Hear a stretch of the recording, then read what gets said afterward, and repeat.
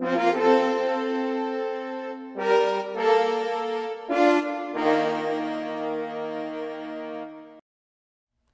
Simpson's voice, a congressman's six-pack abs, and Rod Blagojevich's retrial. There's news somewhere in Springfield. We'll talk about it next on Capitol View.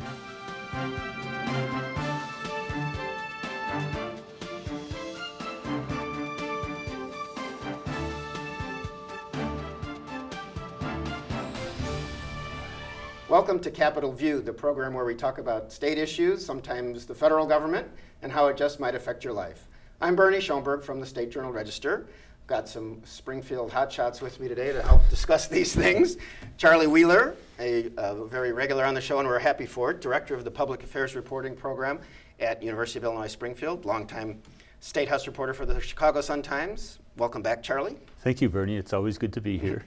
Patrick Yeagle is here, reporter for Illinois Times in Springfield. Thank you, Bernie. And Alex Degman, reporter for Illinois Radio Network at the Capitol, which feeds something like 55 stations across the state. Something like that. I don't know if I'd call myself a hotshot, but thanks for inviting me back. Hey, I'm the host. I get to say those things. Anyway, let's.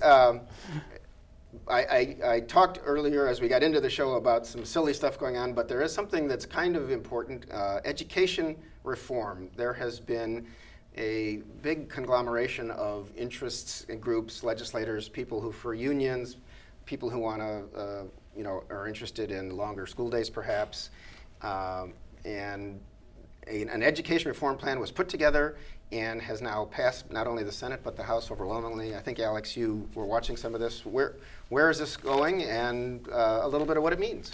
Well, basically, the education reform package that in its current form is called Senate Bill 7.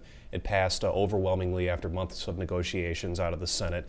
But then a couple of weeks ago, there were a few teachers groups, for example, the Chicago Teachers Union, the Illinois Federation of Teachers, who found some line items in this measure that they don't necessarily agree with. They said, things along the lines of this would eviscerate bargaining rights. It was language something like that. So they testified in the committee that they need to see changes, perhaps in an amendment, perhaps in a trailer bill. But as you mentioned, it passed the House with no changes. It passed overwhelmingly.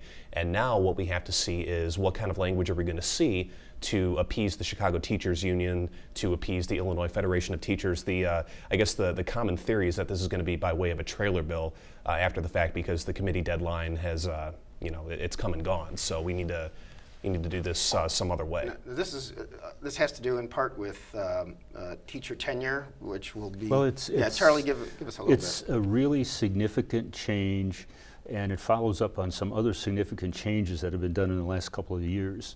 Historically, decisions about teachers, who to transfer, who to lay off in times of economic hardship, everything was determined by seniority.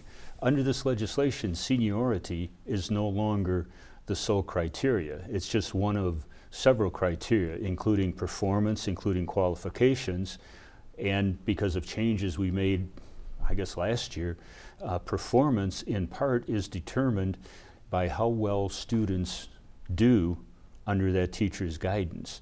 So student success, measured by standardized tests largely, will factor in decisions about a teacher's future. Now, as things stand, if a teacher serves adequately for 4 years, that person is locked in with tenure, and it's very, very difficult to dismiss a teacher. It's almost, you have to have the teacher, being an axe murderer in the classroom to get rid of them.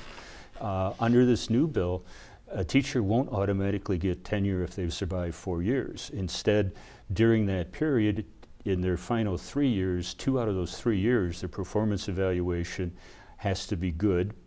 And teachers who already have tenure, if they get 2 bad performance evaluations within a 7-year period, will be subject to having their teacher certificate reviewed by the state, with the potential of having it yanked, or the potential of being told, well, here is some remedial stuff you have to do to measure up in the classroom. So as I say, it's really a major significant change. And I think it's the kind of thing that folks who argue that we don't have good enough teachers are going to be happy to see. People like the union say it's not fair to blame everything on teachers because, as a matter of fact, teachers have students only a small portion of the day, and what happens at home, what happens with families, has a lot to do with how well a student will perform in school.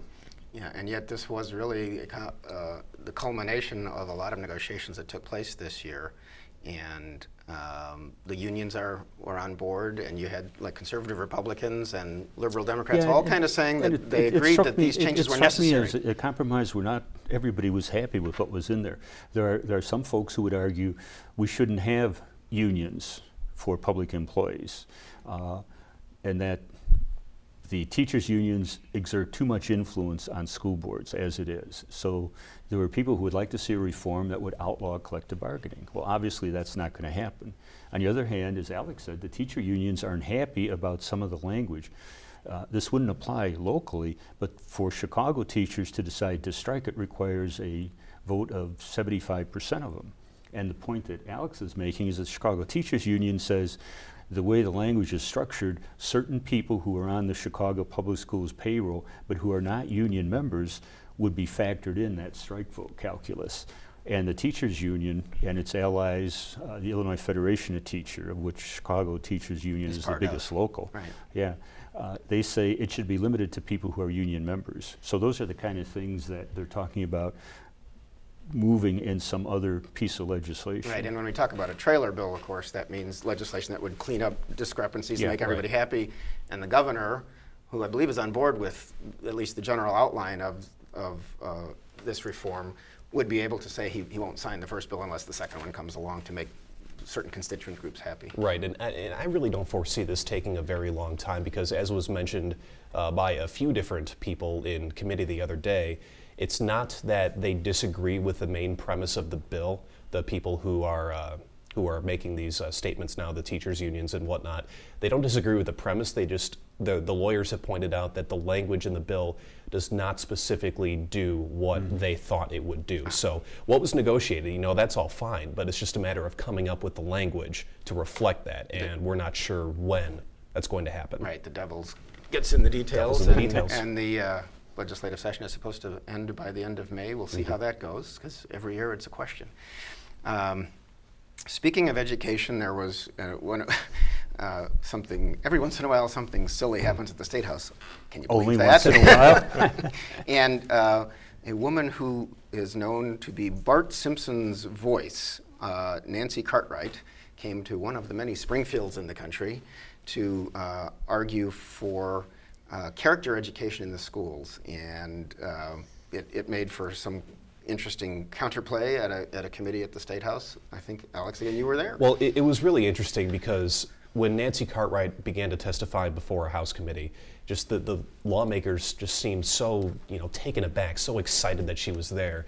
There were lawmakers who got up from their seat left to take cell phone video of her doing her Bart Simpson impressions. It was really quite funny. But she was actually in Springfield for a purpose, not to talk about the Simpsons, but to talk about House Resolution 254, which basically, as I understand it, would have allowed for a book called The Way to Happiness, written by L. Ron Hubbard, to be used in Illinois schools as one of many methods to teach character development, as you pointed out, Bernie. Now, the controversy came because obviously L. Ron Hubbard is the founder of the Church of Scientology, and some opponents of this believe that this book basically is the Bible of Scientology. This teaches the tenets of Scientology. At least subtly get people. Yeah, I know Rob Sherman, the atheist from the north suburbs, who very often comes to testify about things or to argue against, mixing church and state too much, said that this would be a bad idea. Yeah, and his main argument was, it's not the government's role to put religion into any type of classroom setting, but Nancy Cartwright's argument was, have you read this book? There's nothing religious at all in here. And I took a brief glance through the book myself, and I tend to agree with her. There's really nothing overtly religious in there, but be that as it may, the resolution didn't come to a vote because the sponsor, Representative Burke, decided that he was going to revise the language and take out any, anything that might be deemed offensive, anything that might be deemed religious, or anything of that nature. So, isn't the way Bart Simpson talks offensive enough? Well, I'm just anybody here a Bart Simpson fan? When Bart Simpson's testifying before a state of Illinois committee, He'll clean it up. Did she testify in that voice? No, she did not. Didn't she give a line or two? I thought I heard. She did. To open and close, she gave the standard. Hey, I'm Bart Simpson. I can't do the voice. Yeah. That's why I'm a. That's and why if I'm you in radio. tried, then everybody would change channels anyway. Exactly. Dan Burke is the state representative from Chicago who is sponsoring this. And I believe, I read, I was not there, but that he's got a lot of disadvantaged kids in his district, so he thought that some kind of training to extend what parents do, in character would be a good idea. This is still probably a controversial issue because a lot of people think parents should be the ones. So is this the kind of thing the legislature should be doing? Well, I mean, the statutes already tell school districts that they have to teach this character development, and I think this resolution was based on the premise that, oh, this book is a good source of teaching character development, without having done the research that Cartwright's book seems to reflect a lot of the teachings of L. Ron Hubbard. But it strikes me that there are certain things that are, in a sense, they're religious, and that all the great religious leaders have said it. For example, love your fellow man, treat people with compassion.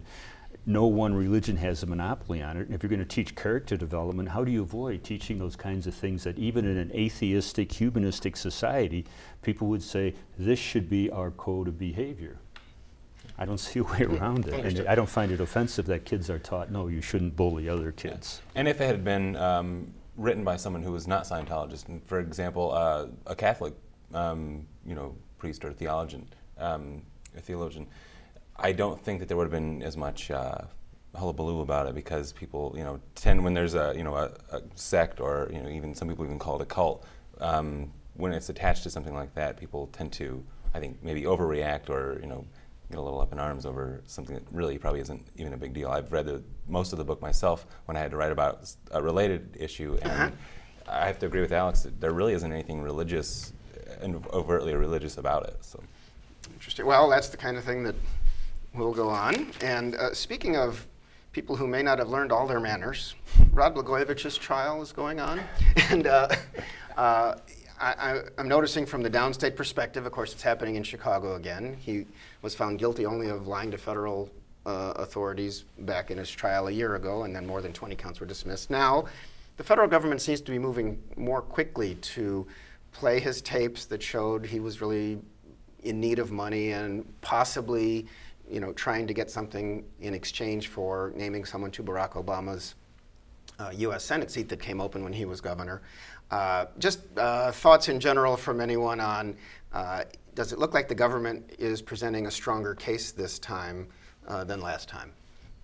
They've definitely pared it down quite a bit. I don't remember the number, but it was originally, 23 or 27 counts? 24, maybe? I think it was 24. Somewhere in that neighborhood, and they've pared it down significantly, and I think they've tried to narrow their focus quite a bit. They don't talk about Patty Blagojevich at all in any of these counts, and I think they are trying to hopefully focus their charges so that the jury, it needs to be a lot more simplified for the jury to understand. I think because a lot of people, the first time, the jury complained that they didn't understand a lot of the charges. They didn't understand, why he was being charged with something, because they didn't even understand the nature of those charges. Yeah, well, it seemed to be a very complicated case.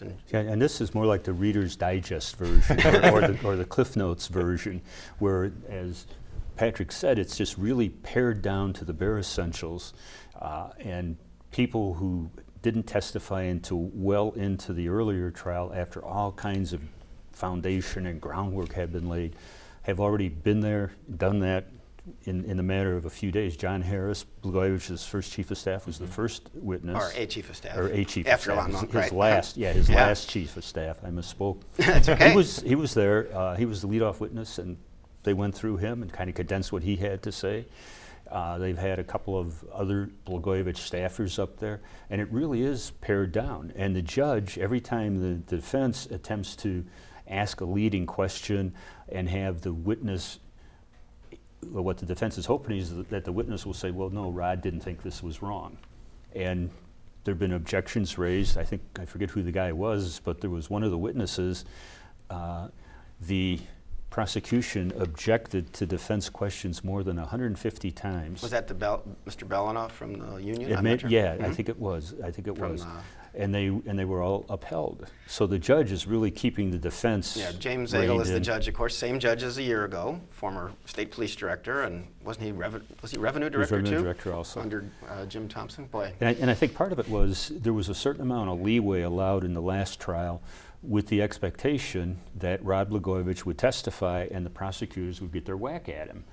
And then, despite having said all along he wanted to get up there and tell his story, Blagojevich chose not to testify. And so the judge this time around is saying, okay, we're not going to go off afield on all this stuff. On the other hand, if you put Rod up there under oath, he can say whatever he wants as long as he doesn't perjure himself. Well, it's an interesting time. I'm getting the impression that there's not the media frenzy there was a year ago, just because we've heard it all before. Clearly, when major things happen in this trial, and certainly when it gets to closing arguments and verdict, there will be this frenzy again. But I think there's a little Blago tiredness. Yeah. But we've heard it all before, and the wounds of whatever happened during that administration are not quite as fresh. So. Well, I thought there was one thing that came out that I don't remember from the other trial, and it could be that I'm at the stage of my life when memory no longer serves. But you're doing okay as far as I can tell. the discussion that he had about if they were drowning, who would he choose to save if he could only save one person, Lisa Madigan or Congressman Jesse Jackson Jr.? And he finally decided, well, he doesn't despise Jesse Jackson the same way he does Lisa Madigan. So he would rescue Jesse and let Lisa drown. I don't think that came up before, and I thought to myself, what a bozo. Well, I think the moral to the story is if you're ever elected governor, don't say silly things on the telephone, because somebody might be listening. It's all kind of amazing. Another issue that has come up and actually got some national publicity for Springfield this week in an odd way, but there's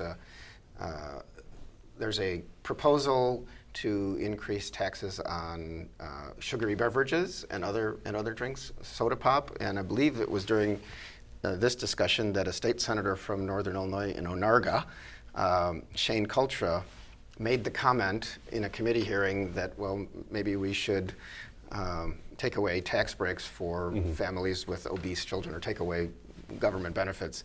Later said that he was not serious about this, that it was said in jest, but when you look at the video, it looked a bit like maybe the sense of humor wasn't exactly showing through. I think. Well, you can kind of chalk this up to another one of those silly things lawmakers say. I think people didn't really realize what he had said until we actually started to sit down and think about it out. Now wait a minute, he's proposing that parents who have obese children actually lose their federal tax credits for that, federal and state tax credits, and it's just one of those things. Did he really say that? And I think that's how a lot of people treated it. There were reports that Rush Limbaugh was using this fodder as shame on you, Shane Cultra. But at the same time, I mean, obviously obesity is becoming an increasing epidemic, but when you're talking about removing tax credits, it gets to be a little bit over the edge. Yeah, well, Shane Cultra he was a state representative, and then when I believe it's Dan Rutherford's Senate seat that he was appointed to after Dan Rutherford got elected state treasurer. And I've never recalled Shane, and I'm not at the legislature as much as some of the panel here, but I don't recall him as talking a whole lot. In fact, the only kind of news that I remember him making is that when Governor Blagojevich kind of criticized a teenage girl whose steer that she was showing at the state fair was disqualified because the salve used on its leg had some drug in it, and the governor talked about cheating is bad in the state fair, and Shane Cultra, sprung to the defense of this young girl by sending a letter to the governor, and I don't remember hearing anything more about that, but he's not been one to be very vocal in the State House, so I guess sometimes you say one thing and bingo, a lot of people start talking about it. I think it may have kind of this whole I guess national attention that's been brought to Senator Cultra, it's kind of diluted the point, though. I mean, we're talking about raising taxes on something in hopes that it will deter behavior to get to an ultimate result. I mean, we've tried this with liquor taxes. We've tried this with cigarette taxes. And this is Senator Willie Delgado, I think, who wants like a penny an ounce on sugary beverages, but that's probably not going anywhere this year after other tax increases. Is that what we're thinking? That would be my guess. But it was like Alex was saying, it's kind of another facet of this overall conversation. Who is responsible for bringing up kids? And I think Culture's point was it's up to the parents to do something if their kids are overweight. And one way to encourage them to do that would be to take away this income tax deduction. Yeah, well, that would be encouraging, but well, we'll see where that goes. Well, and of course, he has not introduced the bill to do that yet. Yeah. Well, he's running out of time. So sometimes there's just things you talk about, and sometimes other things happen. As long as we're talking about obesity, maybe this is the time to talk about Aaron Schock as the opposite of obesity, because... Well, I'll have to recuse myself. I have a conflict of interest when we talk about obesity. Oh, no. But he's now in his second term in the United States Congress, but still the youngest member. He's 29 years old.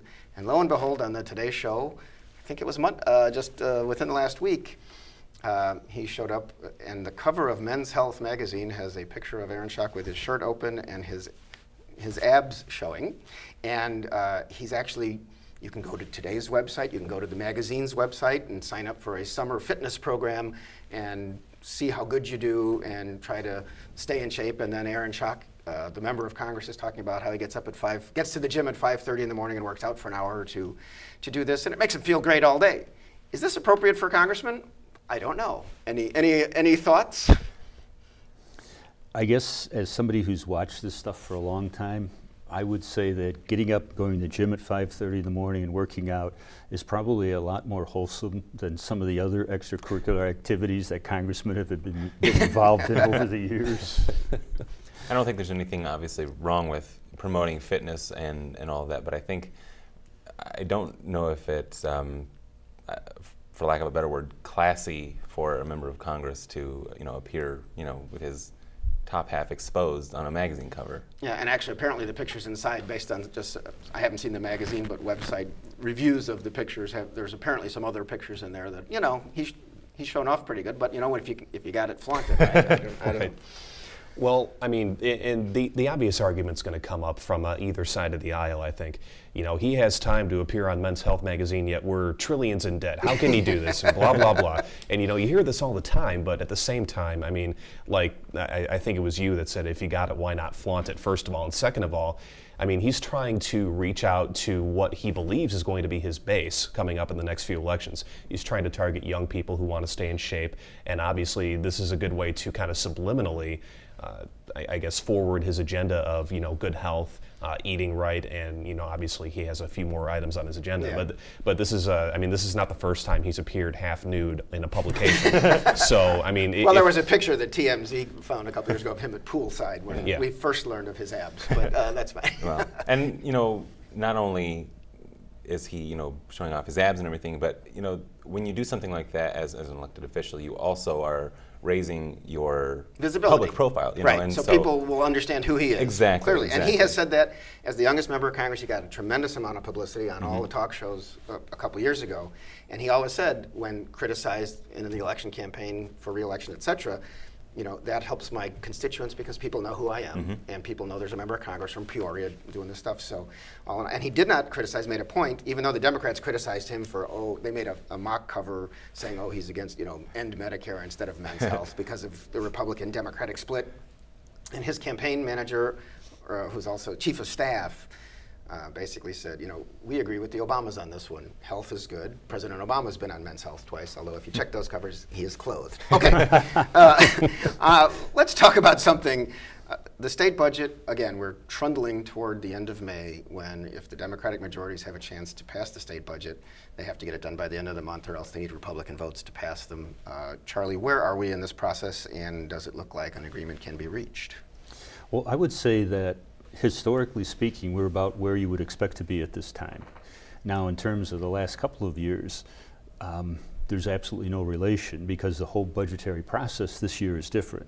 The appropriations committees are actually seriously considering the budgets for individual agencies. Like they used to do 20 years ago. Right. Instead of just leaving it all to the leaders and the governor, and in the last couple of years, leaving it all to the governor, where the legislature literally gave Pat Quinn buckets of money, billions of dollars, and said, you spend it however you think is appropriate. Because the legislators didn't have the courage or the nerve or whatever you want to call it to say, we don't have enough money for all of these programs, right. so we're going to make the cuts. They just give them a lump sum, they would call it, right? And then if there was something cut, that's the governor's fault. I was for that, the governor did it. This time around, that's not the way it's going. And as a matter of fact, the House's committees have pretty much finished with their work. The woman who chairs, Representative Sarah Feigenholz from Chicago, who chairs the Human Service Appropriation Committee, talked about the hideous cuts they had to make to whack something like $1.5 billion from the budget that Quinn introduced for agencies like Healthcare and Family Services, Human Services, Public Health, Children and Family Services, Aging, Veterans Affairs. And that's where the big bucks are. As she said, why did we make these big cuts in these agencies? It's the same reason why robbers go to banks. That's where the money is. So, and it's the truth. And one of the things they did do that I found interesting, they didn't just whack, they also added back money for programs that Governor Quinn zeroed out in his proposed budget. For example, Quinn didn't want to provide any money to pay the burial costs for indigents. Well, the Human Services Committee put back $2 million, which is roughly what's been spent in recent years, to pay for those burials. Right, which is obviously a very small amount, but it's the kind of thing that shows the emotion in these things. We are nearly out of time, so we're going to have to wrap it up on that, but Charlie talking about the budget is always a good way to do that because he knows so much about it, and we will just have to see if the legislature gets it done by May 31st. I'd like to thank Charlie Wheeler and Patrick Yeagle and Alex Degman for joining me. I'm Bernie Schoenburg. Thanks for watching, and we'll see you next time on Capitol View.